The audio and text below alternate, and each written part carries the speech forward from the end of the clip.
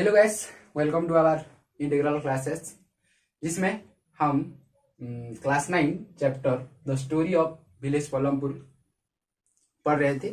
और पिछले वीडियो में हम ये पढ़े थे कि जो पलमपुर में फार्मिंग जो कैसे होता था, उसमें मल्टीपल क्रॉपिंग के बारे में पढ़े थे। और वो फार्मिंग इन पलमपुर के बाकी सारे जो पार्ट्स है आज आगे बढ़ाएंगे हम। तो आज स्टार्ट करेंगे हम जो बुक में है फार्मिंग इन पलमपुर का पार्ट में, विल द लैंड सस्टेन। ठीक है, विल द लैंड सस्टेन, ये पार्ट आज हम पढ़ेंगे। तो पलमपुर में जो फार्मिंग होता है, कैसे होता है, क्या क्या होता है, वो हम पिछले वीडियो में पढ़े थे।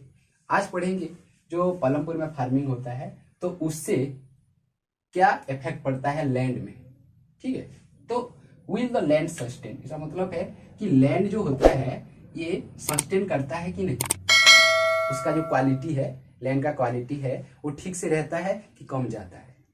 ठीक है, तो कैसे होता है, देखो लैंड जो होता है ये नेचुरल रिसोर्स है, तो इसको हम केयरफुली यूज करना होता है, नहीं तो ये इसका क्वालिटी खत्म हो जाएगा। Land should be used carefully, क्योंकि ये नेचुरल रिसोर्स है। क्योंकि नेचुरल रिसोर्स एक बार खत्म हो जाएगा तो वो दोबारा करना थोड़ा मुश्किल होता है, प्रॉब्लम होता है। तो लैंड को जो है उसको केयरफुली यूज करना होगा। फिर पलमपुर में क्या क्या होता था, देखो मॉडर्न मेथड जो होता है ये क्या करता है, नेचुरल रिसोर्सेज का जो बेस होता है उसका क्वालिटी थोड़ा कम कर देता है।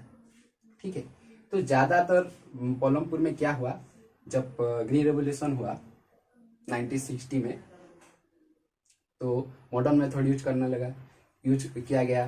फिर साइंटिफिक मेथड यूज किया गया फार्मिंग के लिए, तो उससे उसका डिसएडवांटेज भी पड़ा लैंड में। क्या पड़ा कि बहुत सारे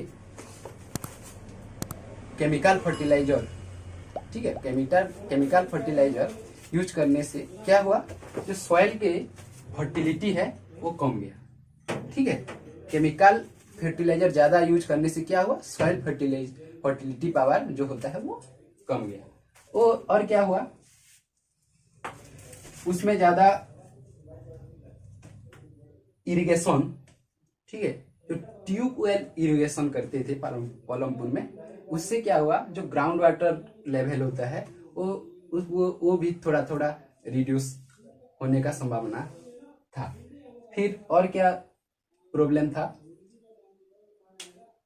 अगर इस सॉइल फर्टिलिटी और ट्यूबवेल इरिगेशन, ये ट्यूबवेल इरिगेशन की वजह से जो ग्राउंड वाटर लेवल जो कमता है उसको दोबारा रिस्टोर करने के लिए बहुत प्रॉब्लम होगा। ठीक है, अब उसको दोबारा रिस्टोर करने के लिए बहुत प्रॉब्लम होगा। और एक प्रॉब्लम है जो ग्रीन रेवोल्यूशन से शुरू हुआ था कि ज्यादा केमिकल फर्टिलाइजर यूज करने से जो बैक्टीरिया होते थे, बैक्टीरिया जो फार्मिंग में अच्छे होते हैं वो भी मर जाते हैं, और जो पानी का लेवल भी वो भी कम जाता है। तो इसी वजह से जो लैंड है वो सस्टेन नहीं रहता है। तो बेसिकली जो फार्मर लोग होते हैं वो ये करना चाहिए कि जैसे कि सस्टेनेबल एग्रीकल्चर कैसे करेंगे ये देखना पड़ेगा। मतलब ज्यादा मॉडर्न मेथड यूज नहीं करेंगे कि ज्यादा ट्रेडिशनल भी नहीं, जैसे मतलब बैलेंस होना होगा। ठीक है, तो बैलेंस के हिसाब से अगर हम फार्मिंग करेंगे तो लैंड भी उसका कुछ क्वालिटी नहीं कमेगा, और ग्राउंड वाटर लेवल उसका भी क्वालिटी कम नहीं होगा, और ठीक है। फिर आगे है, how is land distributed between the farmer of Palampur. तो जो लैंड है पलमपुर में वो कैसे डिस्ट्रीब्यूट किया गया है पलमपुर में। ठीक है, तो देखो पलमपुर में कितने फैमिली रहते थे, पहला ही है, पहले पार्ट में ही वो चला गया था, तो उसमें कितने थे, उसमें 450 फैमिलीज थे। कितने थे, 450 फैमिली बोला गया था। तो पालमपुर में कितने फैमिली है? 450 फैमिली, जिसमें क्या है 1/3 मतलब 150 फैमिलीज जो है वो है दलित लोग है और उनके पास लैंड नहीं। 150 फैमिलीज है लैंडलेस फैमिली। फिर क्या, उन लोगों का खुद का कोई लैंड नहीं है जिसमें वो फार्मिंग कर सकते हैं। फिर आगे क्या है, जो 150 फैमिली तो नहीं है उनके पास, और 240 फैमिली 240 फैमिलीज उनके पास है कल्टीवेशन करने के लिए और फार्मिंग करने के लिए उनके पास लैंड है। वो भी एक के पास 2 हेक्टर से कम लैंड है। ठीक है, तो 240 फैमिली जो है वो स्मॉल और मीडियम फार्मर लोग होते हैं। ठीक है, उनके पास 2 हेक्टर से कम लैंड है। फिर और जो बाकी रिमेनिंग जो 60 फैमिली हैं वो लोग मीडियम फार्मर है और लार्ज फार्मर है। वो लोग 2 हेक्टर से ज्यादा फार्मिंग करते हैं, उनके पास खुद का 2 हेक्टर से ज्यादा लैंड है। ठीक है, और ये तो मतलब दलित लोग हैं, वो लोग फार्मिंग नहीं करते हैं, वो दूसरों में मतलब लार्ज फार्मर और मीडियम फार्मर के उन लोगों के साथ उनके लैंड में ही करते हैं। और 240 वो खुद का करते हैं 2 हेक्टर से कम, और 60 जो फैमिली है वो 2 हेक्टर से ज्यादा लैंड उनके पास फार्मिंग करने होता है।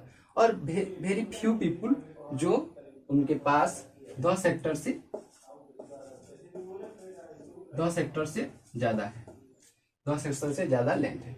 बहुत कम जो लार्ज फार्मर है वो उनका लैंड 10 हेक्टर से ज्यादा है। तो इस हिसाब से पालमपुर में लैंड जो है वो डिस्ट्रीब्यूट किया गया है फार्मिंग के लिए। फिर आगे नेक्स्ट है who will provide the land. ठीक है, who will provide the labour. ठीक है, लैंड जो है ये फैक्टर ऑफ प्रोडक्शन का एक इम्पोर्टेंट है। फिर जो और एक नेसेसरी पार्ट है प्रोडक्शन में वो है लेबर। ठीक है, तो पालमपुर में लेबर प्रोवाइड कौन करता है? लेबर जो होता है वो प्रोवाइड कौन करेगा? ठीक है, तो farming requires a great deal of hard work. Farming में क्या करना पड़ता है? हार्ड वर्क वो ज्यादा होता है। ठीक है, फार्मिंग में बहुत ज्यादा हार्ड वर्क लगता है, तो उसमें हार्ड वर्क के लिए लेबरर और वर्कर्स वो तो जरूरी होगा। ठीक है, तो पालमपुर में कैसे लेबरर लोग काम करते थे, वहां पर कैसे कौन करता था काम? ठीक है, तो जो स्मॉल फार्मर लोग होते हैं, स्मॉल फार्मर लोग पालमपुर में जो होते हैं वो अपने फार्म को खुद, ठीक है, खुद अपने आप अपने फैमिली मेंबर के साथ वो खुद फार्मिंग करते हैं और दूसरे फार्मर को वो हायर नहीं करते हैं। लेकिन जो मीडियम और लार्ज फार्मर है वो हायर करते हैं, क्या, फार्म लेबर को हायर करते हैं। ठीक है, और स्मॉल फार्मर वो लोग हायर नहीं कर सकते। फिर आगे क्या, जो फार्म लेबर होते हैं वो कौन होते हैं? वो भी पालमपुर का ही लोग होते हैं, वो खुद पालमपुर में से होते हैं। और वो लोग कौन होते हैं? जो लैंडलेस लेबर होते हैं ना, वो लोग होते हैं फार्म लेबर, जिनके पास खुद का कोई लैंड नहीं होता है, वो होता है फार्म लेबर। ठीक है, तो वो जो फार्म लेबर होते हैं उनके पास कोई राइट्स नहीं होता है खुद, मतलब उनके पास कोई राइट नहीं होता है वो लैंड में, और जो भी प्रोडक्शन होता है क्रॉप, तो वो क्रॉप और लैंड में उनके पास कोई राइट्स नहीं होता है। वो क्या होता है, वो जो काम करते हैं उनके लिए उनको क्या मिलता है? वेज मिलता है, पैसा दिया जाता है। ठीक है, तो जो पैसा भी मिलता है वो भी, उसमें भी कोई वेरिएशन है। ठीक है, अगर वो टाइम टू टाइम फार्मिंग के अनुसार किस टाइम में कितना पैसा दिया जाएगा वो चेंज होता है। ठीक है, जैसे हार्वेस्टिंग के टाइम में अलग वेज दिया जाता है और सीड सोइंग के टाइम में अलग वेज दिया जाता है।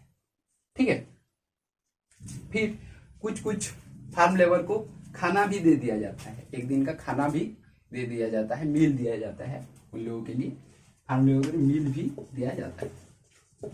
फिर और एक चीज होता है जो लैंडलेस फार्मर जो होते हैं, फार्म लेबर जो होते हैं, एम्प्लॉयमेंट जो होता है वो वेरिएशन होते हैं, मतलब एक उनका अनएम्प्लॉयमेंट टाइम में वेरिएशन होता है, क्योंकि फार्मिंग तो ऐसा ही है, एक टाइम में काम करेंगे फिर बैठ जाएंगे, तो डेली बेसिस में काम करते हैं और होल ईयर भी काम करते हैं। ठीक है, तो जो लार्ज फार्मर जो है होते हैं और मीडियम फार्मर, वो लोग फार्म लेबर को क्या हायर करते हैं, और स्मॉल फार्मर वो खुद अपने लैंड को खुद फार्मिंग करते हैं प्रोडक्शन के लिए। ठीक है, तो आज इतने पढ़ेंगे, आगे जो नेक्स्ट है वो अगले वीडियो में खत्म कर देंगे। तो अगर अच्छा लगा वीडियो को जो कमेंट बॉक्स में कमेंट करना, और अपना सजेशन भी दे सकते हो, और कोई डाउट है भी तो पूछोगे, और लाइक सब्सक्राइब करना नहीं भूलना। ठीक है।